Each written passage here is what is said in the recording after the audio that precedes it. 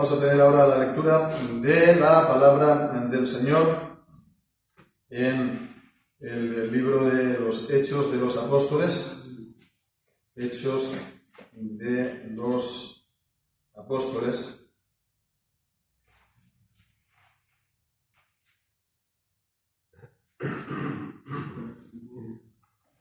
Y bien, vamos a leer desde el capítulo 11, desde el versículo 1 hasta el 18. Y dice así la palabra del Señor. Y oyeron los apóstoles y los hermanos que estaban en Judea que también los gentiles habían recibido la palabra de Dios. Y cuando Pedro subió a Jerusalén, contendían contra él los que eran de la circuncisión, diciendo: ¿por qué has entrado en casa de hombres incircuncisos y has comido pan con ellos? Entonces Pedro comenzó a contarles por orden lo sucedido, diciendo: estaba yo en la ciudad de Jope orando, y vi en éxtasis una visión, un objeto, como un gran lienzo que descendía, que era por las cuatro puntas, que por las cuatro puntas era bajado del cielo y venía hasta mí. Cuando fijé en él los ojos, consideré y vi cuadrúpedos terrestres y fieras y reptiles y aves del cielo, y oí una voz que me decía: levántate, Pedro, mata y come. Y dije: de ninguna manera, Señor, porque de ninguna cosa inmunda o impura entró jamás en mi boca. Entonces la voz me respondió del cielo por segunda vez: lo que Dios limpió no lo llames tú inmundo. Y esto sucedió 3 veces, y todo volvió a ser llevado arriba al cielo. Y he aquí enseguida llegaron 3 hombres a la casa donde yo estaba, enviados a mí desde Cesarea, y el Espíritu me dijo que fuera con ellos sin dudar. Y vinieron también conmigo estos 6 hermanos, y entramos en la casa de aquel varón. Y él nos contó cómo había visto un ángel en su casa, que puesto en pie le dijo: envía hombres a Jope y haz venir a Simón, que tiene por sobrenombre Pedro, quien te hablará palabras por las cuales serás salvo, tú y toda tu casa. Y cuando comencé a hablar, cayó el Espíritu Santo sobre ellos, como también sobre nosotros al principio. Entonces me acordé de las palabras del Señor cuando dijo: Juan ciertamente bautizó en agua, pero vosotros seréis bautizados en el Espíritu Santo. Así que si Dios les dio también el mismo don como nosotros, que hemos creído en el Señor Jesucristo, ¿quién era yo para poder estorbar a Dios? Entonces, al oír estas cosas, callaron y glorificaron a Dios, diciendo: de manera que también a los gentiles ha dado Dios arrepentimiento para vida. Amén. Que el Señor bendiga su santa palabra. Bien, porque tomamos aquí el relato del libro de los Hechos después de unas semanas de interrupción por causa de vacaciones, etc. Y pues nos quedamos considerando el capítulo 10, cuando el apóstol Pedro fue a Jope y llevó por primera vez, primera vez no, porque en el capítulo 8 ya el evangelista Felipe anunció el evangelio al eunuco, ¿no? Después de haber estado ministrando en Samaria. Pero sí que vemos aquí que este es un momento muy importante, porque esto, por así decirlo, ya es oficial. De alguna manera, ya hay aquí un reconocimiento de que ya no es solamente a los judíos, ya no es solamente a los de Samaria, sino también a los gentiles les llega la palabra de Dios, les llega el evangelio, y por lo tanto también les llega la salvación. Pero esto puesto en su momento, incluso al apóstol Pedro y a todos los demás también, siendo creyentes, ¿no? Siendo ellos también cristianos, esto fue un cambio muy grande. Esto no era algo porque sí, ¿no? Nosotros ahora lo vemos de todo normal, ¿no? Que el evangelio se predique a todas las naciones de la tierra. Pero hasta aquel entonces el evangelio y la iglesia había estado confinada al pueblo, a la nación de Israel, ¿no? Y no había ido más allá. desde los tiempos de Abraham hasta los tiempos de Jesucristo, que serían pues los 2000 años, ¿no? Ha estado confinado, por lo tanto, a la descendencia de Abraham. Y bueno, pues entonces el hecho mismo de ir a estar con los gentiles, estar con los paganos, compartir con ellos, estar sentados en la misma mesa, eso era algo que no entraba en la mente de la gente. El apóstol Pedro necesitó una revelación, necesitó una visión de Dios para poder, vencer todas estas barreras. Pero bueno, los hermanos de Jerusalén no recibieron esa visión y se enteraron, por lo tanto. Y entonces vemos que ellos estaban entre sorprendidos, pero también, como diciendo, ¿qué ha pasado aquí? ¿No? Esto es grave, ¿no? ¿Cómo tú has ido a los gentiles? ¿Cómo te has contaminado con ellos? ¿No? Es abominable para los judíos estar con los paganos, con los gentiles, ¿no? Lo que dijo el apóstol Pedro a Cornelio. Pues ¿cómo es posible que tú hayas hecho eso? Eso sería pues visto como una marca incluso de impiedad, ¿no? Y bueno, pues entonces, si ellos no recibieron, por lo tanto, la revelación de Dios y la visión de Dios, bueno, pues entonces está el apóstol Pedro para relatarles por orden, ¿no? En detalle incluso lo que ocurrió. Y bien, pues entonces vemos en el versículo 1 que sí, ellos habían oído que los gentiles habían recibido la palabra de Dios. Entonces, la predicación de los apóstoles es palabra de Dios, vemos. La predicación del apóstol Pedro, la predicación después de Pablo, la predicación de los apóstoles es la palabra de Dios. Ellos, vemos, eran inspirados, tenían el don de estar inspirados por el Espíritu Santo. En eso está la diferencia entre los profetas, ¿no? Que daban una palabra puntual, pero el don del apóstol es que traían la palabra de Dios en cuanto ellos enseñaban o ponían por escrito.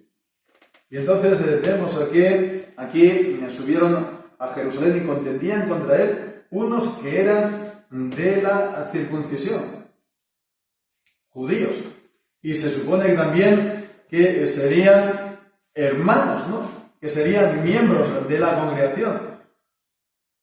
Esto es algo que se va a encontrar también más tarde en el capítulo 15 y pues más adelante también, ¿no?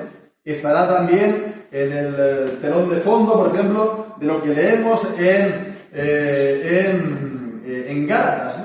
Que había una serie de miembros de la congregación que no pudieron aceptar esto, ¿no? Que esto lo veían como una novedad demasiado grande, que querían, pues sí, el vino nuevo, pero guardarlo en los odres viejos. Entonces, querían, sí, el Evangelio, pero no se daban cuenta de la novedad que ha traído Jesús, en el sentido de que las cosas viejas han pasado, en el sentido de que la antigua alianza, el antiguo pacto, el Antiguo Testamento, como leemos en Hebreos, esto se ha cumplido, ha sido ya cumplido, ha habido la muerte del testador, y entonces está el nuevo pacto y la predicación del Evangelio es a todas las naciones. Y ellos querían todavía pues mantener lo viejo, mantener lo antiguo, mantener que, es entonces el pueblo judío y nada más, ¿no? O la nación de Israel, si lo queremos decir así, y nada más. Y entonces los que se convertían por la fe en Jesucristo se tenían que hacer judíos por la circuncisión. Y eso es lo que el apóstol Pablo, sabemos cómo reacciona a esto en la carta a los Gálatas.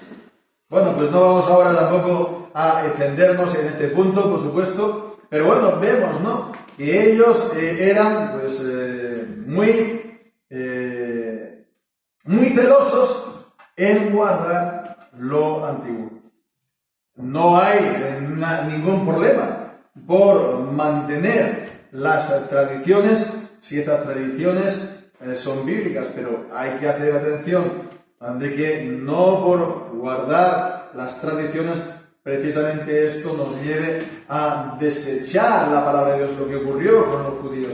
Lo que querían, pues aquellos que estaban entre dos aguas, no, que eran judíos, pero que estaban todavía en la iglesia, etcétera, etcétera, en el tiempo de los apóstoles.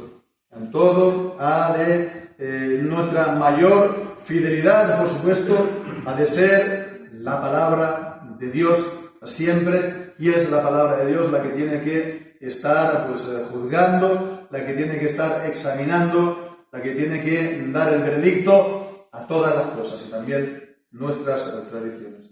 Y bien, pues entonces lo que decíamos, ¿no? El escándalo de ellos, porque has entrado en casa de hombres incircuncisos y comido con ellos. Como he dicho, Pedro le había dicho, vosotros sabéis cuán abominable es estar en el versículo 28 del capítulo 10. Vosotros sabéis que es abominable a un varón judío juntarse o acercarse a un extranjero.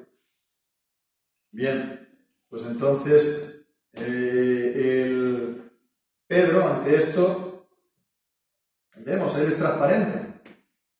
Él, no sabemos las actitudes de los otros, si tenían una buena actitud con Pedro, o esto era una ocasión, digamos, para atacarlo, ¿no? En todo caso, el apóstol Pedro, ¿qué es lo que hace? Él es transparente y él, pues, da cuentas, ¿no?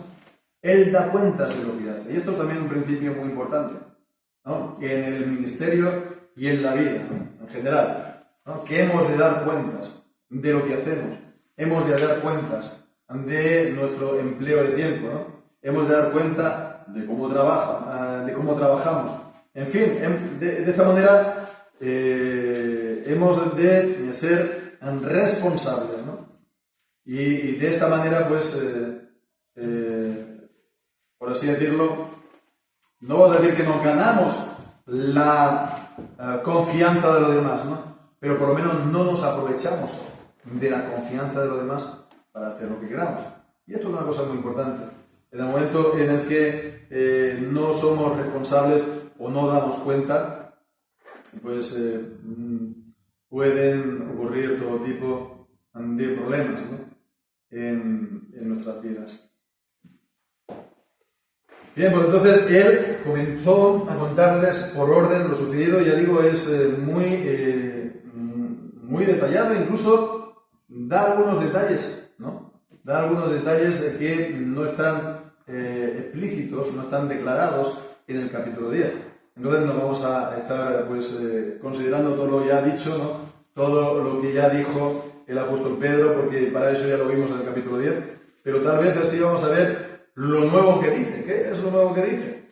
Bueno, pues entonces lo primero que vemos es un detalle, se puede decir.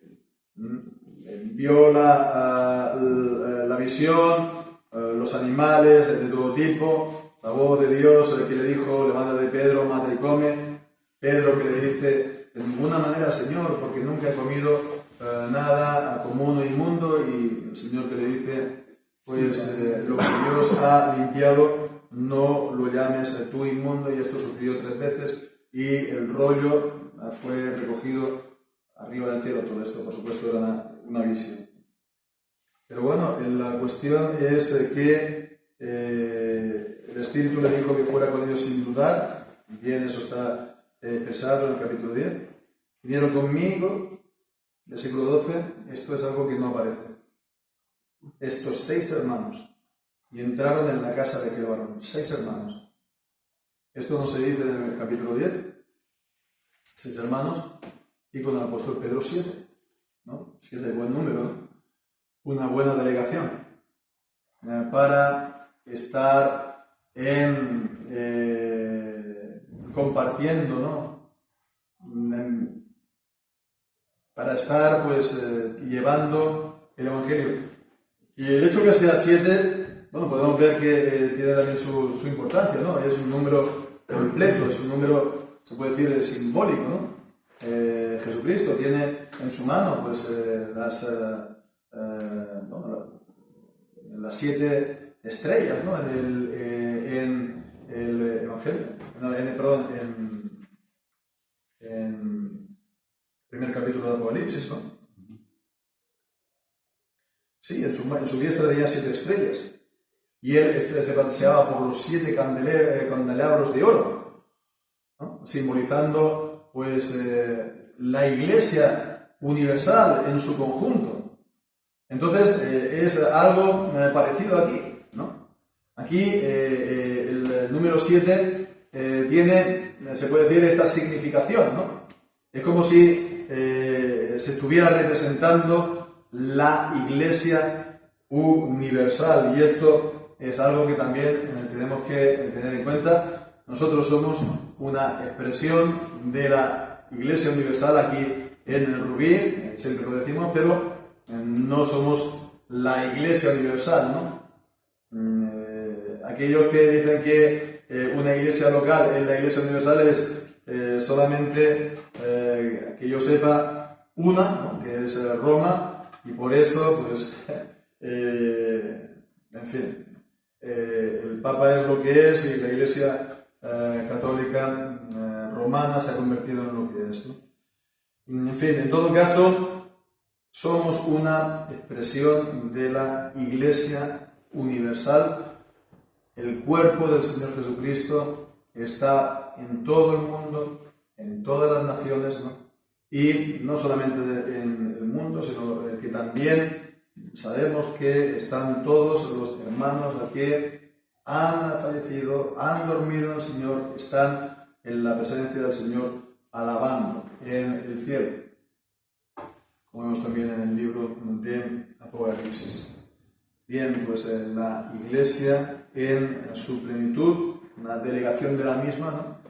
Va a casa y bien, pues entonces el envío, la comisión que le da el Señor a Pedro también es algo que no aparece en el capítulo, por lo menos estas últimas palabras del versículo 14. Bueno, lo que está diciendo ahí no son la comisión al apóstol, sino las palabras que dijo a Cornelio, ¿no? Entonces se le apareció un ángel, versículo 13, que le dijo: envía a hombres a Jope y haz venir a Simón, que tiene por sobrenombre Pedro, quien te hablará palabras por las cuales serás salvos tú y toda tu casa. Y esto es lo que no aparece. Palabras por las cuales serás salvo tú y tu casa. Y esto, ya en esto sí que uno pues está tan contento de poder pues recordar lo que siempre vemos también, sobre todo en el libro de los Hechos, ¿no? En el capítulo 2 del libro de los Hechos, cuando Pedro, el apóstol, predicó en el día de Pentecostés, allá que dice, capítulo 2, versículo 39, podemos leer el versículo 38, arrepentíos y bautícese cada uno de vosotros en el nombre de Jesucristo para perdón de los pecados y recibiréis el don del Espíritu Santo. Todo esto está muy relacionado con lo que vemos aquí también en el capítulo 10 y 11, ¿no? Con Cornelio. Arrepentíos, crean y entonces recibiréis el don del Espíritu Santo. Y dice, porque para vosotros es la promesa y para vuestros hijos. La promesa es para vosotros y para vuestros hijos.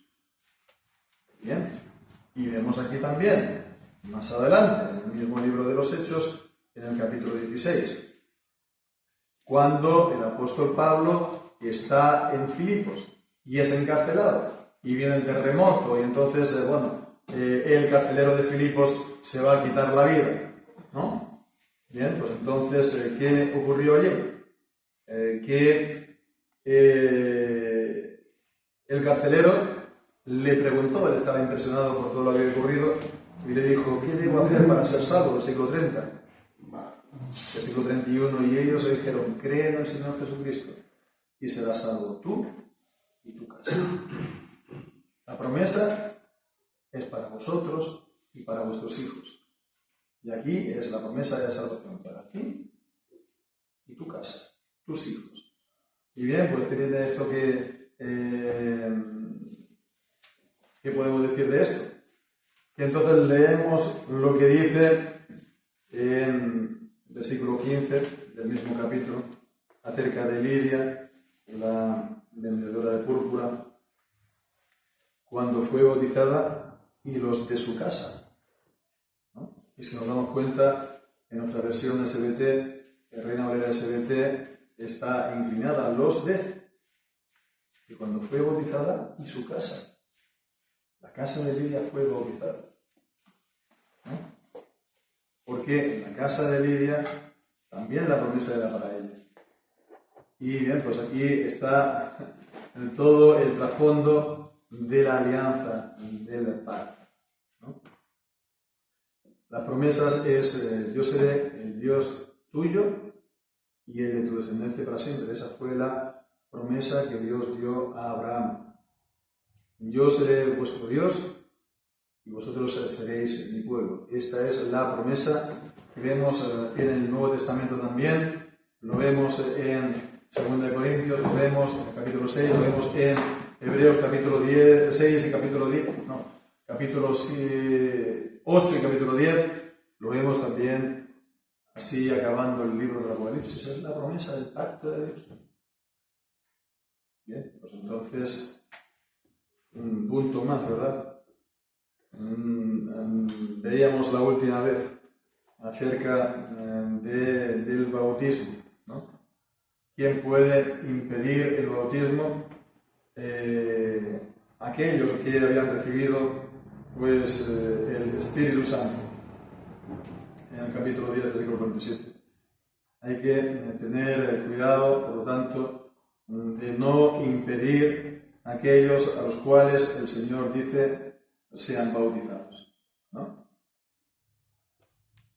Y es lo que ocurre cuando, por ejemplo, se niega el bautismo a los hijos de los creyentes. No estamos diciendo que se esté bautizando a todos los niños del mundo, a los hijos de los creyentes, a los hijos de los miembros de la congregación. Ellos, por lo tanto, son herederos también de la promesa. De la promesa es para vosotros y para vuestros hijos. La promesa del Evangelio que los padres creen, pues también les atañe a ellos. Ellos forman parte de su casa. Ellos están bajo su autoridad, ¿no? Nosotros tenemos ahora esta concepción moderna de que los hijos, ya incluso cada vez más, a una edad más temprana, ¿no? Como que llevan su vida, son personas independientes, ¿no? Y bueno, pues como que no se les puede obligar a nada. Pero bueno, ese no es el concepto de la palabra de Dios. Los hijos están bajo la autoridad de los padres mientras que estén viviendo en la casa del padre. Es cierto que cuando ya llegan a una cierta edad, pues no es lo mismo que tengan, pues ya sean mayores de edad que son niños de 5 años, ¿no? Y no se les puede tratar tampoco de la misma manera, pero siguen estando bajo la autoridad de los padres. Y se tienen, por lo tanto, que estar en los mismos caminos de fe de los padres, sin más. Por lo tanto, no hay razón, ¿no? ¿Quién puede impedir el bautismo a aquellos que dicen Dios sean bautizados? ¿Quién se puede atrever a hacer eso? Sabemos que lo hace la gente. Pero si uno se para a pensar 2 veces lo que esto significa, que Dios lo ha instituido en la palabra, como hemos demostrado al final de la conferencia aquella que hicimos en el 2022, ¿no? Acerca de la necesidad del bautismo de infantes. Todavía está eso en pie y no se ha rebatido ni se puede rebatir. Lo único que puede decir es que no está en el Nuevo Testamento. Sí, vale, pero la Biblia lo enseña. La Biblia lo enseña por todo lo que hemos dicho. No se ha demostrado, ¿no?, que no es así. Pues entonces, bueno, la palabra de Dios sigue firme y sigue en pie. Los hijos de los creyentes reciben las promesas de salvación juntamente con sus padres, están en el pacto exteriormente, ¿sí? O de la iglesia visible exteriormente, juntamente con sus padres, por lo tanto, han de recibir la administración de esas promesas por medio del bautismo, el sacramento del bautismo. Y bien, ya por último, se está yendo un poco el tiempo, pero decir que lo que está diciendo aquí acerca de la venida del Espíritu Santo, está hablando del bautismo del agua, del bautismo del Espíritu Santo, que había descendido el Espíritu Santo sobre ellos como al principio. Como al principio, es un detalle, ¿verdad? En el versículo 15. Está hablando del Pentecostés. Parece por las palabras como que eso no era la experiencia de cada día, que eso fue un momento especial en la vida de la Iglesia, y tan especial porque fue la proclamación del Evangelio a todas las naciones de la tierra, en las lenguas de todas las naciones que estaban ahí congregadas en Jerusalén. Fue un milagro para marcar verdaderamente que ha habido un cambio, lo que estamos diciendo al principio. Ha habido un cambio fundamental, que estamos ahora en el nuevo pacto, en la nueva alianza, en el Nuevo Testamento, no en el Antiguo. Y esto se marcó visiblemente, ¿no? Bien, pues entonces ya sabemos que hay quienes consideran que esto es el día a día de todos los creyentes, el día a día de toda la Iglesia. Y que si no estabas hablando en lenguas, por ejemplo, pues entonces incluso dicen, no eres ni siquiera cristiano, no eres ni siquiera regenerado, no eres salvo. Por lo tanto, hay estas maneras de leer e interpretar la Biblia que son tan erróneas, ¿no? Pero bueno, la cuestión es en el versículo 17 y 18. Si Dios les dio el mismo don como nosotros que hemos creído en el Señor Jesucristo, en el descenso visible del Espíritu Santo, con el don de lenguas, etc., ¿quién era yo para poder estorbar a Dios? Entonces, al oír estas cosas, callaron y glorificaron a Dios, diciendo, de manera que también a los gentiles ha dado Dios arrepentimiento para vida. Entonces vemos aquí hay dos cosas. Está diciendo, por un lado, les ha dado el mismo don que a nosotros, el don visible del Espíritu Santo, y por otro lado, los otros dicen, les ha dado el arrepentimiento para vida. La misma palabra, don y dar, ¿no? Les ha dado el don del Espíritu Santo visiblemente, y los otros les ha dado el arrepentimiento para vida. ¿Y esto entonces qué significa? Pues significa que este don visible es este don de estar hablando nuevas lenguas, etcétera, etcétera, es la señal visible de ¿qué? De que Dios les había dado arrepentimiento para vida. Que Dios había obrado en ellos por el Espíritu Santo la fe y el arrepentimiento, que eso es obra de Dios. Y que ese don visible del Espíritu Santo fue la señal. Pero la señal de lo realmente importante, que es el arrepentimiento para vida, porque eso fue anterior, porque Dios se lo había dado antes, el arrepentimiento. Y pues para confirmarlo visiblemente, a Pedro, a los hermanos en Jerusalén, etcétera, etcétera, lo confirmó de esa manera. Entonces vemos todo lo que la gente está, pues, tantas veces, ¿no? Como estamos diciendo, ¿no? Centrándose, ¿no? En estas manifestaciones, ¿no? Supuestas o no, del Espíritu, aunque llegado el caso que fueran verdad, ¿no? Porque muchas veces son manifestaciones espurias, falsificaciones. Pero aún si fueran verdad,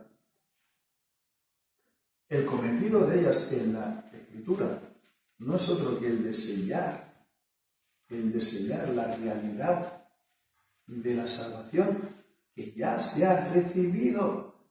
Lo importante es la salvación, y la salvación es obra de Dios. Y eso es lo realmente importante. Si uno realmente ha recibido de Dios el arrepentimiento para la vida y la fe verdadera, la fe real en el Señor Jesucristo, y si uno es realmente partícipe de Cristo, y si uno está realmente unido a Cristo por la fe, si uno ha realmente experimentado y vivido el nuevo nacimiento, eso es lo realmente importante. Eso es lo realmente importante y lo que tenemos que aplicarlo nosotros también, a nosotros y nuestros hijos, como hemos dicho, y que sea, por lo tanto, esto también el foco, ¿no?, el centro del mensaje y de la vida de la Iglesia. Pues que así sea y que el Señor bendiga su palabra. Amén.